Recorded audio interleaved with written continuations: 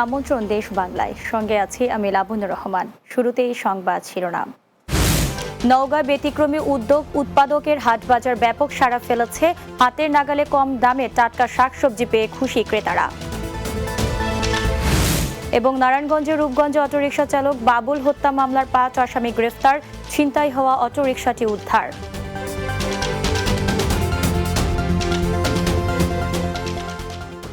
শুনছিলেন শিরোনাম, এবারে বিস্তারিত। নওগাঁ ব্যতিক্রমী উদ্যোগ, উৎপাদকের হাটবাজার ব্যাপক সাড়া ফেলেছে উৎপাদক ও ভোক্তাদের মাঝে। সরাসরি উৎপাদিত সবজি এ হাটে বিক্রি করতে পেরে যেমন লাভবান হচ্ছে কৃষকরা, তেমনি হাতের নাগালে কম দামে টাটকা শাকসবজি পেয়ে খুশি ক্রেতারা। নওগাঁ প্রতিনিধি আশরাফুল নয়নের প্রতিবেদন, জানাচ্ছেন মাসুদ রানা।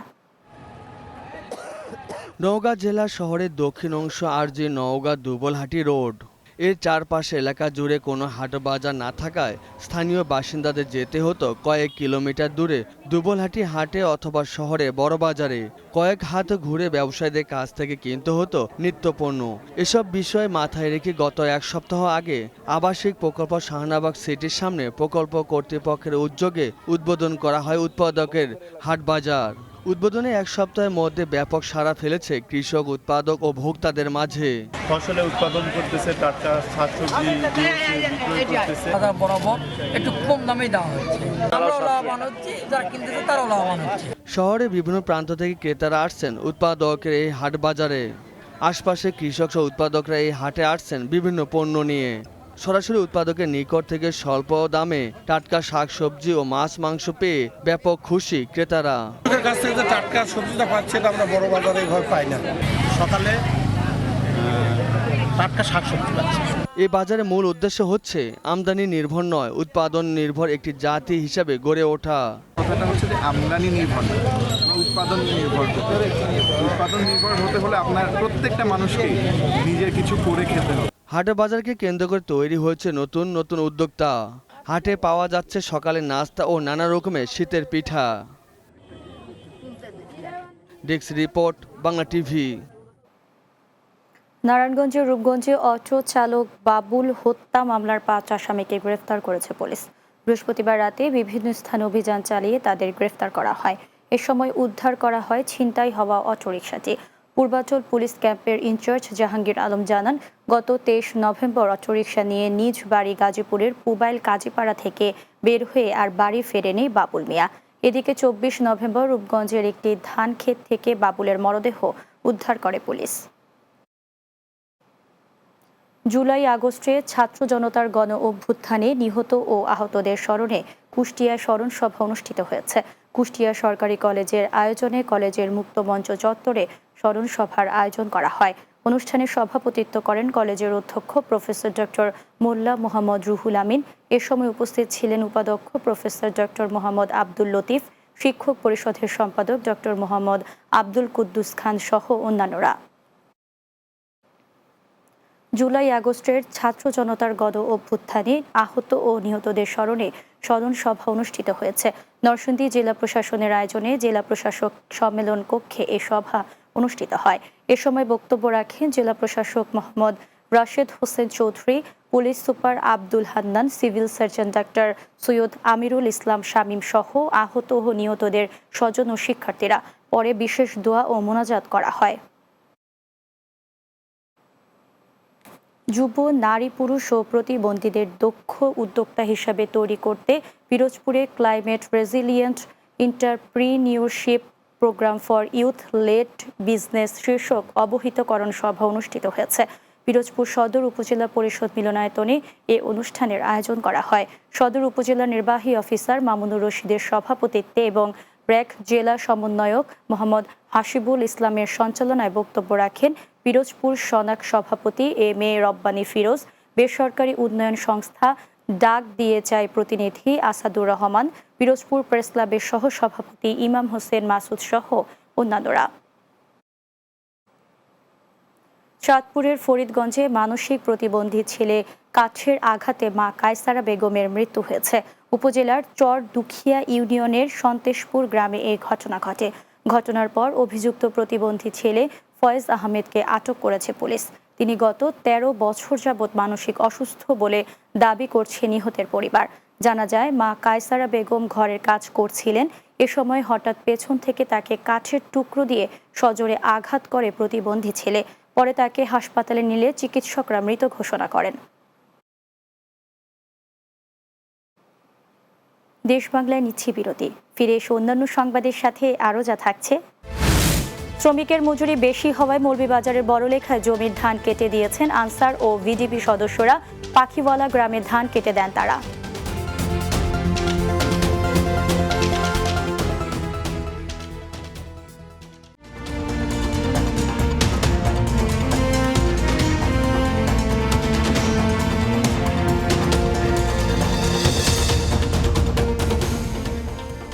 বিরতির পর দেশ বাংলায় স্বাগত আরও একবার। সাভারে শুরু হয়েছে 2 দিন ব্যাপী চাকরির উৎসব মেলা। ২,৫০০-এর বেশি মানুষের কর্মসংস্থানের সুযোগ নিয়ে ২৫০ প্রতিষ্ঠান অংশ নেয় এই মেলায়। ড্যাফোডিল ইন্টারন্যাশনাল ইউনিভার্সিটিতে আয়োজিত জব উৎসব এর উদ্বোধন করেন শিক্ষা মন্ত্রণালয়ের অতিরিক্ত সচিব খালেদা আক্তার। বিদ্যালয়ের উপাচার্য প্রফেসর ডক্টর এস.এ. মাহবুবুল হক মজুমদারের সভাপতিত্বে অনুষ্ঠানে উপস্থিত ছিলেন ড্যাফোডিল ইন্টারন্যাশনাল ইউনিভার্সিটির প্রতিষ্ঠাতা ডক্টর মোহাম্মদ সবুর খান, কারিগরি ও মাদ্রাসা শিক্ষা বিভাগের অতিরিক্ত সচিব ডক্টর মোহাম্মদ আয়াতুল ইসলাম সহ অন্যান্যরা উপস্থিত ছিলেন। ধান কাটা শ্রমিকের মজুরি বেশি, অন্যদিকে রয়েছে কিছুটা শ্রমিক সংকটও।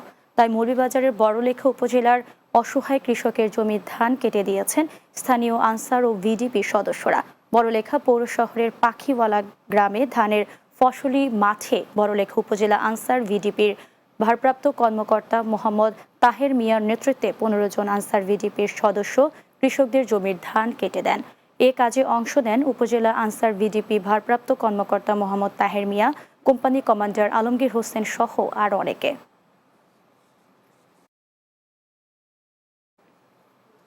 কুমিল্লায় বেসরকারি এনজিও সংস্থা আশার উদ্যোগে জেলা প্রশাসকের নিকট কম্বল হস্তান্তর করা হয়েছে। কুমিল্লা জেলা প্রশাসক কার্যালয়ের অতিরিক্ত জেলা প্রশাসক পঙ্কজ বড়ুয়ার কাছে এ কম্বল হস্তান্তর করা হয়।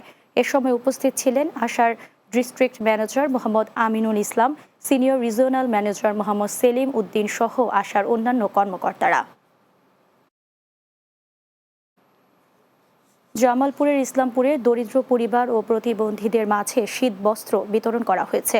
ওয়ার্ল্ড ভিশনের অর্থায়নে পারি ডেভেলপমেন্ট ট্রাস্টের বাস্তবায়নে 5 বাড়িয়া উচ্চ বিদ্যালয় মাঠে 3000 শিশু, প্রতিবন্ধী ও দরিদ্রদের মাঝে শীতবস্ত্র বিতরণ করা হয়। বিদ্যালয়ের প্রধান শিক্ষক মামুনুর রশিদের সভাপতিত্বে এতে উপজেলা নির্বাহী কর্মকর্তা মোহাম্মদ তৌহিদুর রহমান, থানা অফিসার ইনচার্জ সাইফুল্লাহ সাইফ সহ অন্যান্যরা উপস্থিত ছিলেন। জামালপুরের সরিষাবাড়িতে কৃষি প্রণোদনা কর্মসূচির আওতায় প্রান্তিক ও ক্ষুদ্র কৃষকের মধ্যে সার ও গম বীজ বিতরণ করা হয়েছে। এ উপলক্ষে উপজেলার পিংনা ইউনিয়নের মেদুর গ্রামে 2 শতাধিক কৃষকের মাঝে বিনামূল্যে সার ও গমের বীজ বিতরণ করা হয়। উপজেলা নির্বাহী কর্মকর্তা শারমিন আক্তারের সভাপতিত্বে এতে প্রধান অতিথি ছিলেন ময়মনসিংহ কৃষি সম্প্রসারণ অধিদপ্তরের অতিরিক্ত পরিচালক ডক্টর সালমা লাইজু। এ সময় উপস্থিত ছিলেন জামালপুর খামারবাড়ি কৃষি সম্প্রসারণ অধিদপ্তরের উপপরিচালক জাকিয়া সুলতানা, উপজেলা কৃষি অফিসার অনুপ সিংহ সহ অনেকে। বরিশালে প্যালেস্টাইন সংহতি দিবস উপলক্ষে কমিউনিস্ট পার্টির জেলা কমিটির প্রতিবাদ সমাবেশ অনুষ্ঠিত হয়েছে। নগরীর অশ্বনী কুমার হলের সামনে কমিউনিস্ট পার্টির বরিশাল জেলা কমিটির আয়োজনে প্রতিবাদ সমাবেশ অনুষ্ঠিত হয়। কমিউনিস্ট পার্টি বরিশাল জেলা কমিটির সভাপতি অধ্যক্ষ মিজানুর রহমান সেলিমের সভাপতিত্বে এ সময় উপস্থিত ছিলেন কমিউনিস্ট পার্টির জেলা কমিটির সাধারণ সম্পাদক দুলাল চন্দ্র মজুমদার, A.K. আজাদ সহ অন্যান্যরা। নাটোরে আইনগত অধিকার বিষয়ে মাঠ পর্যায়ে সচেতনতা সৃষ্টির লক্ষ্যে প্রকল্প পরিচিত সভা অনুষ্ঠিত হয়েছে। জেলা ও দায়রা জজ আদালতের কনফারেন্স রুমে এ সভা অনুষ্ঠিত হয়।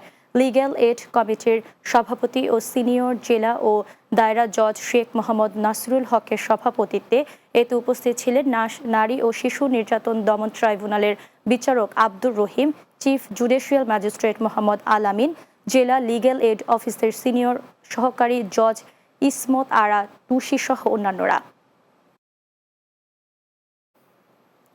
দেশের ৬৪ জেলার বিভিন্ন বয়সের প্রতিযোগীদের নিয়ে মাদারীপুরে ম্যারাথন দৌড় প্রতিযোগিতা অনুষ্ঠিত হয়েছে। শুক্রবার ভোরে মাদারীপুর সমন্বিত সরকারি অফিস ভবনের সামনে থেকে ২৫০ জনকে নিয়ে ম্যারাথন দৌড় প্রতিযোগিতার উদ্বোধন করেন জেলা প্রশাসক মোসাম্মদ ইয়াসমিন আক্তার। KKMRC'র আয়োজনে ভোর ৫টা ৪০ মিনিটে ২১ কিলোমিটার দৌড় এবং সকাল ৬টায় শুরু হয় ১০ কিলোমিটার দৌড় প্রতিযোগিতা। শেষে বিজয়ীদের মাঝে নগদ অর্থসহ পুরস্কার তুলে দেওয়া হয়। শেষ করছি দেশ বাংলা। যাওয়ার আগে সংবাদ শিরোনামগুলো জানিয়ে দিচ্ছি আরও একবার। নওগাঁয় ব্যতিক্রমী উদ্যোগ, উৎপাদকের হাট বাজার ব্যাপক সাড়া ফেলেছে। হাতের নাগালে কম দামে টাটকা শাকসবজি পেয়ে খুশি ক্রেতারা। নারায়ণগঞ্জের রূপগঞ্জে অটোরিকশা চালক বাবুল হত্যা মামলার ৫ আসামি গ্রেফতার, ছিনতাই হওয়া অটোরিকশাটি উদ্ধার। এবং শ্রমিকের মজুরি বেশি হওয়ায় মৌলভীবাজারের বড়লেখায় জমির ধান কেটে দিয়েছেন আনসার ও ভিডিপি সদস্যরা। পাখিওয়ালা গ্রামে ধান কেটে দেন তারা।